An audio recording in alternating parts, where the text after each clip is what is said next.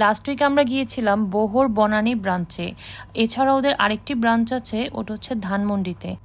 আপনারা যদি ভালো খাবারের পাশাপাশি ছবি তোলার জন্য কোনো রেস্টুরেন্ট খোঁজেন, তাহলে বউই হবে আপনাদের পছন্দের তালিকায় শীর্ষে। ওদের ইন্টেরিয়র অনেক সুন্দর।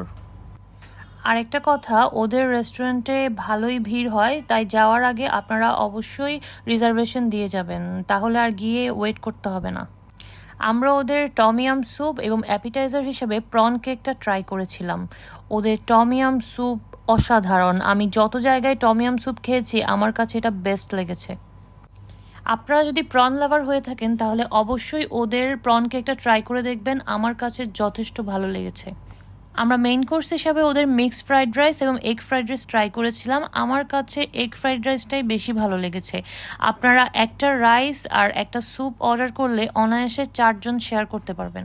আমরা ওদের mixed vegetable with oyster sauce try করেছিলাম, কিন্তু আমার কাছে ওদের কোয়ান্টিটিটা খুবই কম লেগেছে। আমরা ওদের roasted chicken with Thai herbs try করেছিলাম। আমার কাছে এটা ভালো লাগেনি, অনেক বেশি ড্রাই ছিল। আর বিফ আইটেমের মধ্যে আমরা বিফ হলি ভেসেল ট্রাই করেছিলাম, এটার টেস্টটা অসাধারণ। আপনারা এখানে আসলে ওদের mango sticky rice with coconut ice cream এটা টেস্ট করতে কখনোই ভুলবেন না। এটা ওদের সিগনেচার ডিশ। আমি তো এটা খুব এনজয় করেছি। ওদের কোকোনাট শেকটা ট্রাই করেছিলাম, আমার কাছে এটা অত ভালো লাগেনি, এভারেজ টেস্ট। আপনাদের সুবিধার জন্য বিলটা অ্যাটাচ করে দিলাম।